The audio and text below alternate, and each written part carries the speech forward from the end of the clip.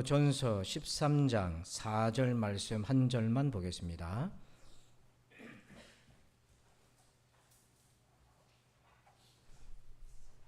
고린도전서 13장 4절 한 절만 보겠습니다. 화면을 참고해 주시기 바랍니다. 우리 다 함께 한 절입니다. 같이 한 목소리로 봉독하겠습니다. 시작. 사랑은 오래 참고 사랑은 온유하며 시기하지 아니하며 사랑은 자랑하지 아니하며 교만하지 아니하며. 아멘. 자, 오늘 말씀 제목을 같이 한번 읽어보실까요? 시작. 이제 옆 사람 보면서 서로 인사합시다. 시작. 사랑한다면 온유하게. 여러분, 마음이 제일 편한 장소가 어디입니까? 집이잖아요. 눈치 볼 거 없지 않습니까? 직장 생활을 하는데 동료 눈치 볼 거 없고 교인들 눈치 볼 것도 없고 집이 제일 편한 장소일 것입니다. 그러다 보니 집에서 나타나는 행동이 자기의 가장 편안한 본심이 많이 나타나요. 속마음일 가능성이 굉장히 높죠. 그래서 제가 요즘 집안 우리 애들한테 듣는 잔소리가 하나 있어요. 아빠가 왜 자꾸 버럭해? 이런 얘기를 듣거든. 근데 내가 버럭한다고? 그래서 가만히 보니까 이 제 3자의 눈에 보니까 제가 집에서 한 번씩 버럭버럭 하는 모양입니다. 제가 텔레비 보고 버럭하고 제가 컴퓨터를 보고 버럭하고 그러고 있는 모양이에요. 사람은 자기를 잘 몰라요. 버럭하는지도 몰랐어요. 남이 볼 때는 제 3자가 볼 때는 그게 관찰이 되는 거거든요. 직장에서 흔히 말하는 꼰대라고 있지 않습니까? 그 꼰대에 4가지 특징이 있습니다. 그래서 직장인들이 제일 싫어하는 유형인데요. 첫 번째 뭐냐면 답정너 이런 표현인데, 답을 미리 내가 정해놨으니까 너는 정해진 답만 얘기하고 따라오면 돼. 이게 답정너예요. 이게 꼰대 첫 번째예요. 의견 조율이 안 되는 거죠. 두 번째는 은근 디스형. 인사도 안 하고 뭐 말 붙여도 뭐 시큰둥하게 대답하고 이렇게 은근히 사람을 소외시키는 거. 감정 표현을 그렇게 하는 거죠. 그리고 세 번째는 버럭형이더라고요. 무슨 말만 하면은 마음에 안 드는 얘기를 하든지 잡으라면 버럭하고 화를 내는 거예요. 그리고 꼰대 마지막 4번째는 무슨 말을 하려면 됐고! 더 이상 안 들으려는 거예요. 난 말 안 듣고 자기 됐다고. 말을 끊어버리는 거죠. 혹시 여러분 중에서는 이런 꼰대 유형을 갖고 있는 분 없습니까? 제가 이제 볼 때 우리 집에서 이 꼰대 모습이 조금 있는 모양이에요. 교회에서도 그러면 안 되는데 여러분 어떻게 보실란가 모르겠습니다. 오늘 말씀 보니까 4절에 이렇게 되어 있어요. 사랑은 오래 참고, 그 다음 뭐라고 되어 있습니까? 사랑은 온유하고. 여러분, 사랑한다면 온유해야 된다는 거예요. 지금 내가 그렇게 온유하지 않고 좀 그렇다 하더라도 사랑한다면 온유하게 대해야 되는 건 알아야 된다는 거죠. 그게 우리가 가야 될 방향성이에요.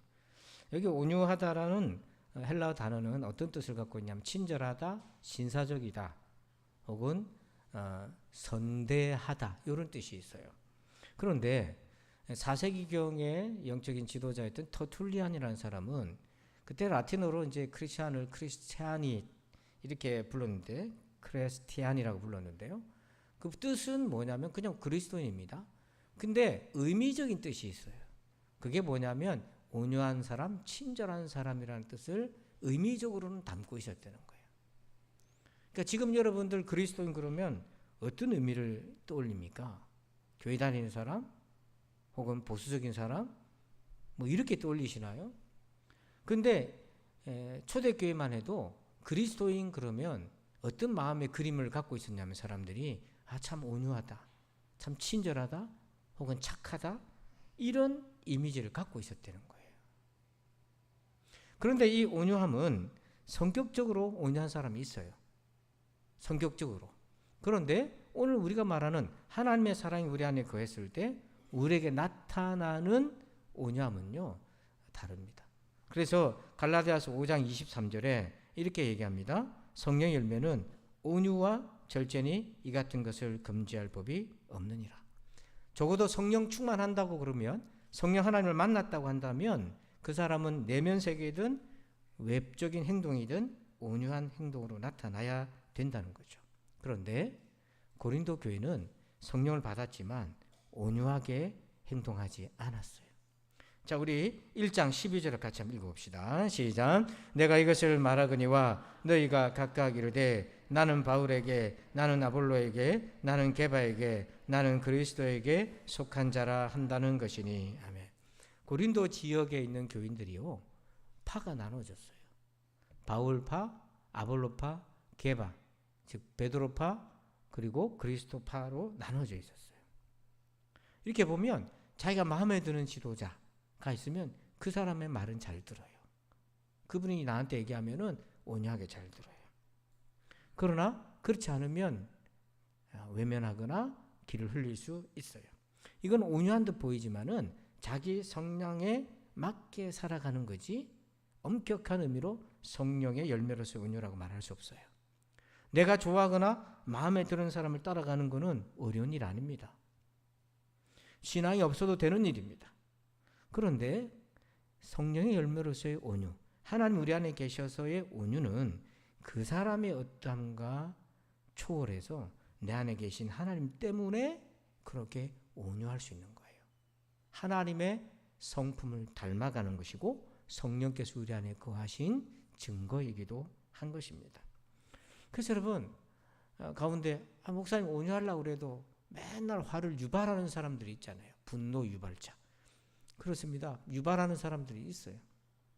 그럼에도 불구하고 기억해야 될 것은 사랑한다면 온유해야 된다고 하는 거죠. 자, 그러면 이 온유한 사랑은 어떤 건가? 어떻게 해야 우리가 온유하게 사랑할 수 있나? 여러분 세 가지를 기억하시면 좋겠는데요. 첫째는 따뜻함입니다. 두 번째는 부드러움이에요. 그리고 세 번째는 겸손입니다. 자, 먼저 따뜻함을 한번 보겠습니다. 베드로전서 4장 8절을 같이 읽어볼까요? 시작. 무엇보다도 뜨겁게 서로 사랑할지니 사랑은 허다한 죄를 덮느니라. 여러분 사랑에는 온도가 있어요. 어떤 온도가 있다고 되어 있습니까? 뜨겁다라고 되어 있어요. 사랑한다면 따뜻하다는 거예요. 뜨겁다는 거죠. 여기서 여러분 온유하다는 것은 마음이 따뜻하다는 겁니다. 온도가 있다는 거예요. 그러니까 사랑이 우리 안에 있기 때문에 하나님의 사랑이 있기 때문에 나오는 온유는 왜 따뜻할 수밖에 없냐면 하나님의 마음을 가지고 있기 때문이에요. 그러니까 여러분 기질상 온유한 것과 다른 이유가 여기에 있어요. 하나님의 마음이 있기 때문에 온유하다는 거죠. 그래서 사전에서 보면 국어 사전에 보면 온유를 이렇게 표현해요. 성격, 태도가 온화하고 부드럽다 이렇게 얘기해요. 그런데 온유에 비슷한 단어와 반대되는 단어가 있어요. 비슷한 단어는 겸화 또는 온용 이런 단어가 있는데 반대어를 보세요. 포악이라고 되어 있어요. 포악은 어떤 의미냐면 싸납고 무섭다는 거예요. 사람을 무섭게 하고 싸납게 대한다는 거죠. 자, 여러분 이걸 꼭 기억하면 좋겠어요. 사도행전 20장 29절에 교회에 사탄의 세력이 들어와요. 이단과 사이비가 들어와요. 근데 그들의 특징을 바울이 이렇게 얘기합니다. 내가 떠난 후에 사나운 이리가 여러분에게 들어와서 그 양떼를 아끼지 아니하며. 여기 보니까 이단과 사이비는 그 속성이 어떻다냐면 사납다라고 되어 있어요. 성령께서 계셔서 나타나는 온유함이 아니라 사납다고 되어 있어요. 그러니까 여러분 하나님을 멀리할수록 사납습니다. 바리새인도 그랬어요. 하나님을 잘 믿는다고 하면서도 그 사람들도 사나웠어요. 자, 누가복음 5장 30절을 같이 읽어볼까요? 시작. 바리새인과 그들의 서기관들이 그 제자들을 비방하여 이르되 너희가 어찌하여 세리와 죄인과 함께 먹고 마시느냐. 바리새인들이 예수님의 제자를 비방했어요. 여러분 비방할 때에 한마디로 말하면 욕한다는 거잖아요. 비난한다는 거잖아요. 그걸 부드럽게 하는 사람이 있어요? 막 화가 나서 혹은 흥분해서 감정적으로 그렇게 비방을 하는 겁니다. 비방할 때에 사납고 차갑습니다. 냉담합니다. 두 번 다시 그를 보지 않을 것처럼 하기도 합니다. 저도 이렇게 보면 자녀를 향해서 버럭버럭 했을 때가 많이 생각이 나서 설교 준비하기 참 어려웠어요. 참 미안한 마음이 많습니다. 미안하다.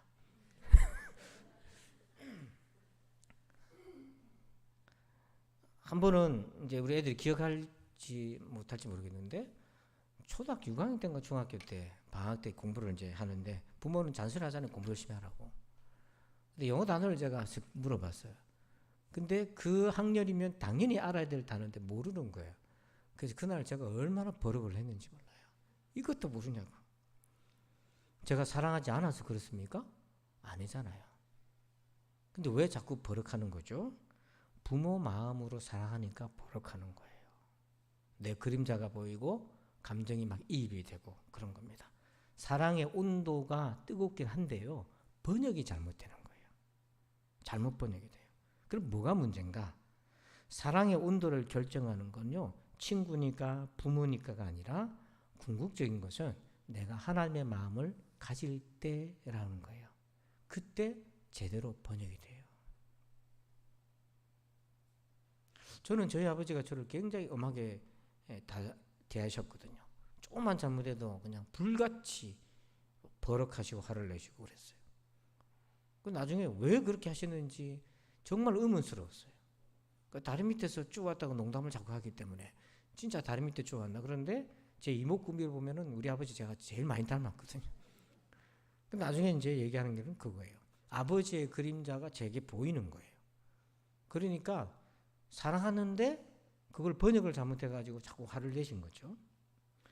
근데 만약에 하나님이 그 안에 계시면 이 번역이 제대로 돼요. 자녀의 관계라는 거, 친구라는 관계를 뛰어넘어서 볼 수 있는 거예요. 그래서 베드로전서 4장 8절에 보면 무엇보다도 뜨겁게 사랑하라고 되어 있잖아요. 이 뜨겁다라는 단어가 원래 원문은 뜨겁다, 따뜻하다 이런 뜻이 아니에요. 원래 원 단어는 어떤 의미냐면 지속적이다 이런 뜻이에요. 근데 왜 우리 성경은 그거를 뜨겁다라고 번역했나? 여러분, 사람을 만나는데 한두 번 잘해주는 사람, 그건 뜨거운 거 아닙니다. 뭔가 목적이 있어서 그럴 수 있는 거죠. 뜨거운 거 아니에요. 그런데 그 사람을 사귀었더니 5년이고 10년이고 15년이고 변함없이 돼요. 그게 뜨거운 겁니다. 신앙생활을 반짝하고 식어지고 반짝하고 식어지고 그건 하나님에 대한 온도가 있는 게 아니에요. 자기 필요에 의한 경우가 많아요. 그런데 어떤 인생의 환경이 처하든지 간에 변함없이 꾸준하게 가는 거 그게 뜨거움이라고 하는 거예요. 그게 사랑의 온도입니다. 근데 이 뜨거움은 어떻게 나타나냐면 사람의 허다한 죄를 덮는다고 돼 있어요. 이걸 오해하면 안 됩니다. 죄가 있는데 하나님은 죄를 싫어하는데 그걸 덮어요? 없는 척 한다고요? 그거 아니에요. 죄를 대하는, 상대의 허물을 대하는 태도가 달라요. 마귀는 어떻게 하냐면 상대의 약점을 잡아서 그걸 가지고 공격하고 이용하고 뜯어내고 자기 목적을 이루려 가는 거예요. 예를 들면 여러분 은행에서 돈을 빌리러 가면 담보를 받잖아요. 담보를 줄 수밖에 없죠. 그런데 제1금융, 2금융을 하지 못해서 여러분들이 사채를 쓴다. 그런 일이 있으면 안 되지만 가게 되면 많은 이자를 내요. 근데 또 악덕 기업자를 만나면 여러분 좀 뉴스에도 보듯이 그런 일들이 막 일어나게 돼요. 감당할 수 없는 일이 그걸 약점으로 잡는 거예요. 그걸 약점으로 삼아서 사람의 한 인생을 망가뜨리는 거죠. 마귀가 그렇게 하는 거예요. 마귀는 우리를 정죄하고 약점을 파고들고 그걸 괴롭히고 우리를 무너뜨려요. 영적으로, 육적으로, 심리적으로 무너뜨려요. 근데 하나님은 어떻게 대합니까? 우리를 불쌍히 여겨요. 깨닫게 해요. 돌이키게 해요. 근본 원인을 알게 해요. 그래서 온유함은 바로 여기에 묻어져 있는 겁니다. 제가 그때부터 관찰을 했어요. 내가 왜 버럭하지? 하루에 몇 번 버럭하나? 언제 내가 버럭하나? 이걸 이제 내가 일기를 쓰듯이 관찰을 제가 해봤습니다. 한 번은요, 딱 일주일 전입니다. 딱 일주일 전에 이제 내일이라고 생각하면 지난주 월요일인데요. 딱 내일 부산 동지방 목회자 연수를 제가 교육원장이라 이제 진행을 해야 됐어요. 1박 2일로.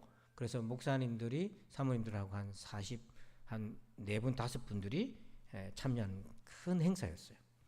그래서 그거를 몇 달 전부터 준비해서 하실 분, 참여하실 분 다 확인받고 2번, 3번 확인받고 숙소도 다 예약하고 마지막 날까지 변경사항 있으면 알려달라 해서 다 세팅 다 해놔서 전부 다 컨펌 받고 예약하고 딱 맞춰서 이제 내일 모레 이제 가서 행사만 하면 되는데 지난 토요일 저녁에 문자가 하나 띠링 왔어요. 목사님, 미안하지만 오늘 신청하면 안 됩니까? 이렇게 했어요. 그러니까 속에서 버럭하고 올라오는 거예요. 몇 번이나 내가 얘기했는데, 몇 번이나 얘기하고 예약 다 끝났는데 속에서 버럭하고 올라왔어요. 그때 제가 자리에 앉아서 묵상을 하기 시작했습니다. 나는 왜 버럭했는가? 왜 나는 지금 버럭하고 기분이 나쁜가? 하고 계속 생각을 했어요. 그냥 생각하면 안 됩니다. 하나님, 제가 왜 버럭하는지 알려주십시오 하고 기도하면서 앉았더니요, 이 원인이 제 때문이더라고요. 왜냐하면 저는 성격이 제 나름대로, 여러분 보실 때는 아닙니다. 저도 요즘 깜빡하고 하는데 제 기준으로는 그래도 완벽하게 하려고 애를 써요. 작은 거 하나까지. 여러분이 인정하든 아니하든 제 딴에는 그렇다 이 말입니다. 그래서 제 기준으로는 다 모든 걸 다 세팅 다 해놔서 이제 편안하게 이제 진행만 하면 되겠다 했는데, 갑자기 연락이 와서 이제 계약을 새로 해야 되고, 다 준비도 식당도 다시 잡아야 되고, 다 이렇게 교제도 다시 해야 되고, 다 이렇게 흐트러지잖아요. 그게 제가 싫은 거였더라고요. 그래서 제가 버럭한 거예요. 내 기준을 흔들어 놨기 때문에 내가 기분 나빠서 버럭한 거예요. 제 마음 모양새 때문에.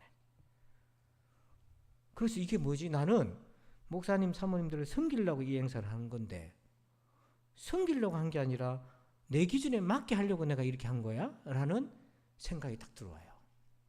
바로 그 지점이 회개의 지점이 되었어요. 그래서 제가 회개해서, 하나님, 제가 섬기려고 이 일을 한 건데 내 기준이 안 맞다고 내가 버럭했다니, 아유, 하나님 잘못했습니다. 그리고 그분이 왜 그렇게 하루 전날에 다시 문자 와서 그랬나, 제가 개인적으로도 확인 몇 번 했는 분인데도 왜 그랬나 나중에 알아보니까 너무 마음이 미안하더라고요. 이제 저는 우리 교회 부목사님이 있어서 열심히 저를 도와주고 있잖아요. 그래서 어디 출타하면 새벽 기도를 부목사님한테 맡기고 갈 수 있잖아요. 근데 그 목사님은 부교육자가 없어요. 가게 되면 새벽 기도 할 사람이 없는 거예요.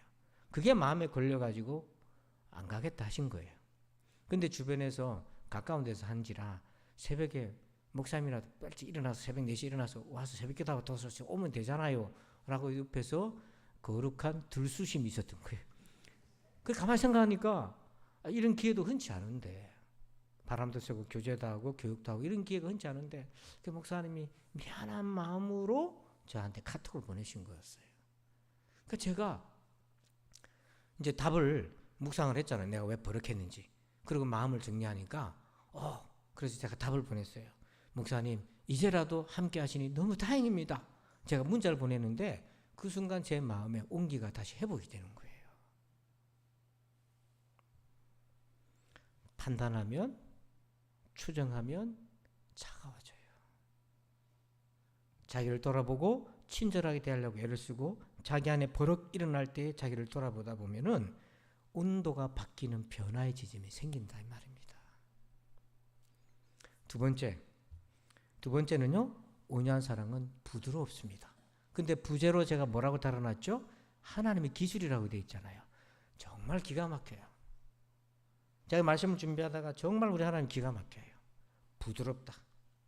자, 우리 고린도전서 4장 21절을 같이 한번 읽어볼까요? 시작. 너희가 무엇을 원하느냐? 마음을 나아가랴. 사랑과 온유한 마음으로 나아가랴. 여러분, 우리가 죄인인지라 다 잘하고 칭찬만 받을 수 없잖아요. 책망과 또 건면도 훈계도 받아야 되잖아요. 이 바울이 고린도 교회 소식을 들으니 기가 막혀요. 은혜를 받았다고 해놓고서는 파벌이 나눠져 있고 싸우고, 말에 입에 담기도 어려운 죄를 짓고 있고, 그거를 아무렇지도 않게 방관하고 이렇게 되어 있었어요. 그래서 바울이 편지를 쓰면서 두 가지를 얘기합니다. 내가 매를 가지고 갈까? 아니면 사랑하고 온유한 마음으로 너희에게 갈까? 두 가지를 얘기해요. 선택할 수 있어요. 우리는 항상 이 둘 중에 하나를 선택할 수 있어요. 타인의 잘못을 바로잡는데, 책망하는데, 가정이든 직장이든 어디든 교회든 이 두 가지 방법을 쓸 수 있어요. 근데 성경은, 바울은 이렇게 얘기합니다. 디모데후서 2장 25절을 한번 읽어볼까요? 시작. 거역하는 자를 온유함으로 훈계할지니 혹 하나님이 그들에게 회개함을 주사 진리를 알게 하실까 하며. 여기 보니까 거역하는 자, 불순종하는 자를 바울이 어떻게 했다고 되어 있어요? 오념으로 훈계했어요. 그래서 그들이 뭐 하기를 기대했습니까? 회개하기를 기대했어요. 자, 여기서 온유는요, 부드러움인데 그것이 훈계, 책망의 하나님의 기술이에요. 자, 여러분, 제 얘기를 듣고 여러분이 속으로 한번 답해 보세요. 누군가 할 것이 제가 여러분들을 책망하거나 훈계할 때가 있잖아요. 그럴 때 일단 눈에 힘이 들어가고 인상을 빡 쓰고 목소리 올려서 표정부터 기분 나쁜 표정으로 집사님! 이렇게 얘기를 시작해서 잘못을 얘기하는 거하고, 아무도 없는데 잠깐 불러가지고 차 한잔 마시면서 아주 부드럽게 집사님 하고 얘기할 때하고 언제 얘기가 귀에 들어옵니까? 어떤 얘기가 귀에 들어옵니까? 화를 내면서 하는 얘기예요? 부드럽게 하는 얘기예요? 그것도 아니고 말하지 마세요입니까? 아예 말하지 마세요. 이거는요, 과학적으로 검증된 얘기예요. 한 연구에 의하면 하버드 비즈니스 리뷰라고 하는 거기에서 기사가 실렸는데, 왜 피드백이 자꾸 실패하나? 피드백이라는 것이 교정하고 칭찬하고 잘못된 거 얘기해서 바로잡고 이런 거 그걸 피드백이라는데, 그게 왜 자꾸 안 먹히나? 연구를 했더니요, 비판적인 평가는 도움이 안 된다는 거예요. 왜냐하면 이걸 잘 이해하셔야 돼요. 우리의 뇌는 제일 중간에, 이걸 참 끄집어낼 수도 없고, 아몬드라고 하는 모양으로 비슷하게 생긴 조그만 게 있어요. 이게 편도체거든요. 이게 무슨 기능을 하냐면 감정을 컨트롤해요. 근데 누군가가 나를 화를 내거나 비난한다 그러면 이 편도체가 활성화되는데, 어떻게 활성화되냐면 저가 나를 위협하는구나 해서 방어해야지 해서 방어 심리가 작동하기 시작한다는 거예요. 그래서 누가 나를 비난하잖아요. 평가하는데 기분 나쁘게 얘기하잖아요. 그러면 편도체가 역사에서 귀가 눈이 다쳐버려요. 부모님이 애들 잔소리하면 5분이 지나면 애들은 안 듣습니다. 그래서 누가 여러분들에게 기분 나쁘게 얘기하면 막 흥분이 돼요. 여러분들도. 이게 뭐냐면 편도체가 활성화되기 때문에 감정적 대응을 하는 게 뭐냐면 자기를 지키고 싶은 거예요. 같이 싸우든지 도망가든지 말 안 하고 뚝 있든지 그렇게 행동을 하는 거죠. 그런데 부드럽게 얘기하면 이 편도체가 무장 해제가 돼요. 그래서 들리기 시작해요. 같은 얘기라도. 제가 이걸 설교에 한번 적용해 봤어요. 나는 설교를 좀 성도들을 격려하고 위로하는 쪽으로 많이 하나? 아니면 책망하는 쪽으로 많이 가나? 보니까 비중이 좀 이쪽이 많은 것 같아요. 이쪽이 어느 쪽인지 고개 숙이신 분은 모르니까 그냥 알아서 들으시고. 그래서 내가 어떻게 전달하지? 제가 막 저 딴에는 심각하고 간절해가지고 전하는 것이 성도들에게는 위협적이고 협박적으로 들릴 수도 있겠다. 그러면 그 다음부터 귀가 안 들어오는 거예요. 얘기가 안 들어와. 그럴 수도 있겠네. 그래서 많이 자기를 돌아봅니다. 부모가 자식 잘 되라고 얘기하는데 요놈은 안 들어요. 왜 안 듣냐면 편도체가 나를 위협한다 해가지고 편도체가 역사해가지고 눈 닫고 귀 닫아버리는 거예요. 아무리 얘기해도 튕겨나가 버리는 거예요. 똑같은 얘기를 해도. 친구가 얘기하면 또 듣네. 같이 막 배스킨 라벤스 가가지고 엄마는 외계인 아이스크림 먹으면서 막 얘기하다 보면 그렇나 하고 친구 얘기는 또 듣네. 친구라서 듣는 것이 아니라 부모라서 안 듣는 게 아니라 내게 겁을 주면 사람 누구라도 안 듣게 돼 있어요. 성도들이요 저한테 건의를 많이 하잖아요. 그러니까 어떤 분은 막 하면서 목사님 하고 이러면은 귀에 안 들어옵니다. 큰일 났다. 이게 뭔데? 하고 편도체가 나를 지키려고 하는 거죠. 근데 같은 얘기라도 들어가지고 핫도그를 하나 사가지고 와가지고 드시오 하면서 영어로는 이렇게 생각하면 어떻겠습니까? 하면 예, 내가 생각하겠습니다. 이렇게 되더라고요. 그렇다고 내일부터 핫도그 사가지고 막 문 앞에 들어서지 말고 문자 보내도 돼요. 그래서 잠언 18장 19절에 한번 읽어볼까요? 시작. 노엽게 한 형제와 화목하기가 견고한 성을 취하기보다 어려운즉 이러한 다툼은 산성 문빗장 같으니라. 여기 보니까 노엽게 한 형제 마음이 상했어요. 근데 그 사람 마음은 어떤 상태가 되냐면 산성 문빗장 같다. 산성의 문빗장 걸어 잠그면 적군들이 수백 명이 들어와도 못 뚫고 들어가요. 그만큼 마음이 상하면 다쳐서 들어오질 않아요. 우리가 이제 목회자 세미나 이번 주제가 갈등 관리 이 세미나였는데요. 제가 이제 전체적으로 같이 진행을 했는데 사람이 갈등적 상황에 처하면 5가지 유형, 행동 유형을 보여요. 그 중에 하나가 경쟁 유형인데요. 그래서 우리 목사님들 5 유형으로 쫙 구분을 다 했어요. 사모님들하고. 근데 유일하게 경쟁 유형은 한 분만 앉아 있었어요. 그래서 다들 막 재밌다고 막 웃고 그랬어요. 경쟁 유형이 어떤 거냐면 갈등적 상황에서 이겨야 되는 사람이에요. 그러다 보니까 목소리도 좀 커지고 또 자기 주장이 강하고 그래요. 옆에 있는 사모님이 맞다고 우리 목사님은 뭐 말만 하면 버럭한다고 그렇게 얘기를 해요. 그러니까 목사님 난감하잖아요. 모든 목사님 지켜볼 때. 그게 아니라 저런 분은 자기 확신이 강력하기 때문에 빠른 결정을 하거나 중요한 결정을 할 때는요 저런 유형이 필요하거든요. 인기 없는 결정을 할 때는요 저런 게 필요해요. 옳은데 그런 결정을 하면 사람들한테 욕먹고 인기가 없어요. 그러면 대부분 어떻게 하냐면 회피해버려요. 밀어버려요. 누가 하겠지. 근데 그런 상황에서 누군가가 결정을 해야 되잖아요. 그럼 저런 분들이 있어서 결정을 해서 길을 방향을 잡는 거거든요. 저런 사람 없으면요 다들 나몰라라고 손 뒤쯤 주고 그냥 뭐 누가 알아서 하겠지 이렇게 되면 산으로 간다고요. 안 된다고요. 자 이제 이렇게 설명을 하면서 오히려 이제 이해시키기 위해서 다른 분들한테 물었어요. 목사님은 왜 화력부터 이렇게 납니까? 그 언제 사람들이 얘기하는 거 귀에 들어옵니까? 이렇게 물어보면 그분이 이렇게 얘기해요. 마음이 언짢고 화가 나는 게 버럭하는 게 가라앉고 있으면 누가 얘기하면 그때 들린다 이렇게 얘기하더라고요. 그러니까 이제 저쪽에 있던 사모님이 자기 남편이 왜 그런지를 알은 거죠. 이게 뭐냐면 감정이 활성화되면 안 들려요.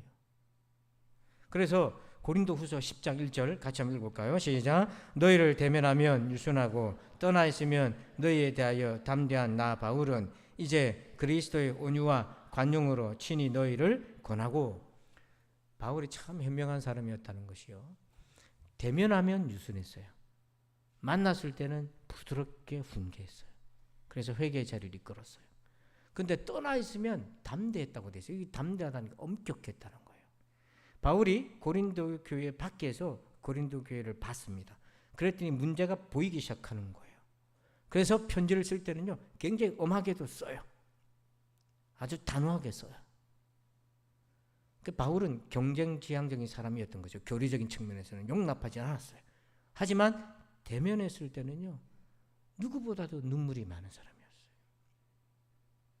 아버지처럼 그렇게 얘기했어요. 그래서 그들의 마음을 돌이켰어요. 참 배울 점이 많은 사람이에요. 우리가 이 양면성을 잘 구별해야 돼요. 세 번째 온유한 사랑은 이것입니다. 겸손이에요. 자, 우리 고린도전서 13장 4절 같이 한번 읽어볼까요? 시작. 사랑은 오래 참고 사랑은 온유하며 시기하지 아니하며 사랑은 자랑하지 아니하며 교만하지 아니하며. 자, 여기에 사랑은 온유하며라고 되어 있는데 이 온유라고 하는 헬라어 단어 뜻은 친절하다, 신사적이다, 선하다 이런 의미가 있어요. 근데 예수님이 마태복음 5장 5절에서 온유한 자는 복이 있나니 그들이 땅을 기업으로 받을 것이며 이 말씀에서 온유는 헬라어가 틀려요. 여기서 온유는 겸손이에요. 근데 번역을 온유라고 같이 했어요. 그래서 우리가 이 둘 다 같은 온유라고 하는데 여러분 사촌지간입니다. 같이 써도 무방할 정도로 사촌지간인데 예수님 말씀하신 온유에는 겸손이라는 의미가 들어가 있어요. 그래서 우리가 온유한 사랑을 한다 했을 때는 뭐냐면 겸손한 사랑을 한다는 것을 챙겨야 됩니다. 그러니까 온유한 사랑의 기저에는요 겸손함이 갖춰져 있는데 이거는요 하나님 앞에서 겸손하고 그 사람 앞에서 겸손하다는 걸 갖고 있어요. 왜 겸손할 수 있나? 이 겸손의 근거가 뭔가? 갈라디아서 6장 1절에 나와 있어요. 자, 여러분들 한번 읽어주실까요? 시작.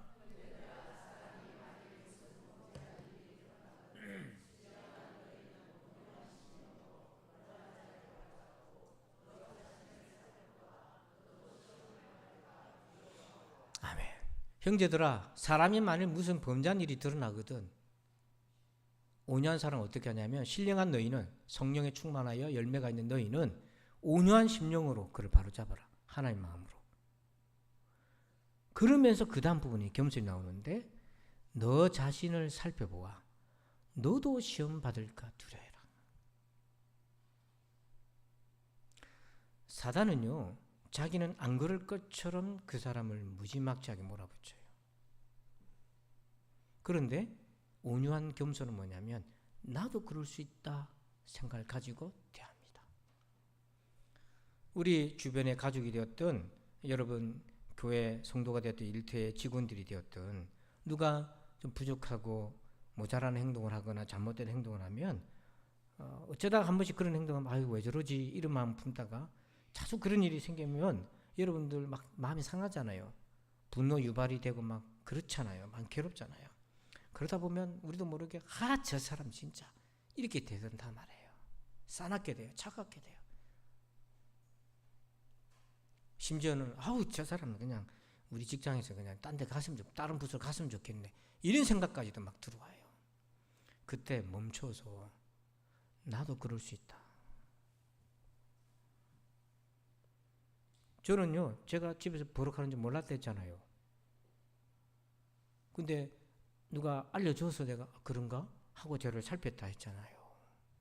우리 그런 존재예요. 그래서 바울이 겸손할 수밖에 없었던 거는 복음의 본질을 알았어요. 로마서 2장 3절에 이런 일을 행하는 자를 판단하고도 자기가 그랬거든요. 그 다음 예수님이 얘기하신 거예요. 같은 일을 행하는 사람아 네가 하나님의 심판을 피할 줄로 생각하느냐? 여기에 바울이 깨진 거예요. 바울은 바리새인이었어요. 다른 사람을 율법적으로 지도하고 뭐가 잘못된지 호통도 치고 훈계도 하고 가르치고 그런 능력을 갖고 있었어요. 그래서 자기 의에 있었기 때문에 사람들을 대할 때 굉장히 차갑고 엄격하고 싸납기도 하고 무섭기도 했어요. 근데 그가 예수님 만났을 때 이런 일을 행하는 자를 판단하고도 네가 같은 일을 행하고 있다. 하나님의 심판을 두려워해라.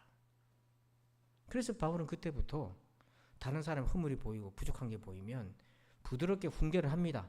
때로는요 부드럽게 훈계가 안 되면 엄격하기도 합니다. 그건 차이가 있지만 그건 다음 주제니까 차치하고 속이 없는 게 아니라 엄격하게 할 때도 분명히 있는데 그걸로 끝나는 것이 아니라 그러고 나서 자기를 보는 거예요. 나도 그럴 수 있겠네. 혹시 나는 그런 거 한 거 없나? 자기를 돌아보니 자기도 그럴 수밖에 없는 약한 죄인이라는 걸 알기 때문에 겸손하고 그래서 함부로 대하지 않냐고. 자기를 성찰해야 됩니다. 저는 어릴 때 이제 가난하게 자란 시절이 있어서 사골세 집에서 살았던 어린 기억이 있어요. 쌀도 없었을 때가 있어요. 그래서 집주인이 월세를 낼 때 오면 와서 월세가 밀려 그러면 함부로 막 말을 하잖아요. 그런 때가 있었어요. 세월이 흘러서 부모님이 고생해서 자기 집을 가지셨어요.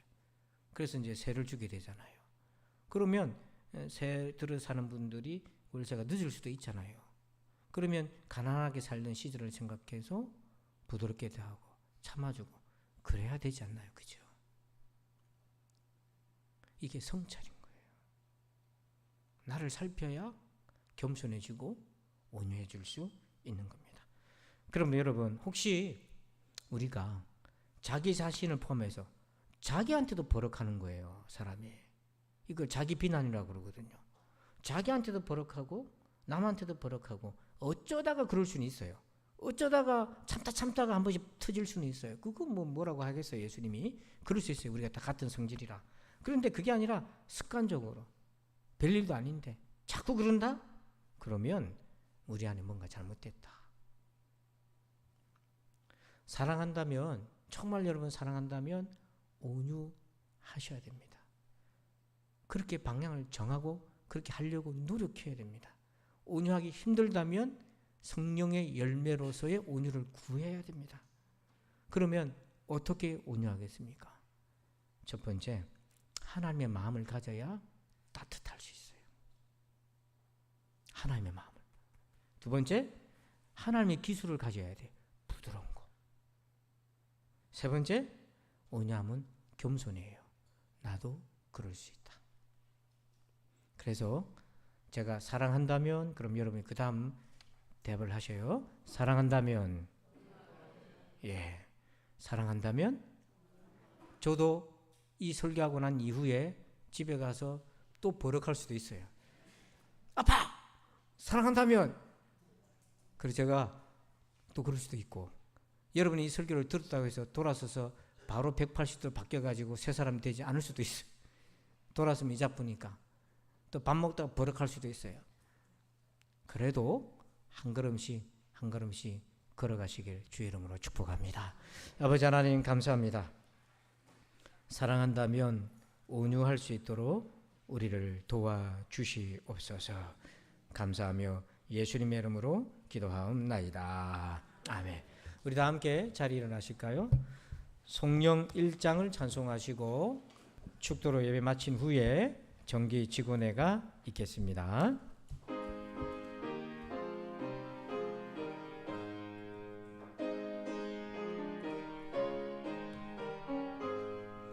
만복의 근원 하나님 온 백성 찬송 드리고 저 천사여 찬송하세 찬송 성부 성자 성령 아멘. 이제는 우리 구주 예수 그리스도의 은혜와 하나님 아버지의 그 크고 놀라우신 사랑하심과 성령님의 감화감동 교통의 충만하심의 역사하심이 사랑한다면 온유하게 살아가길 원하는 저들 위해 이제부터 영원토록 함께 계실지어다. 아멘.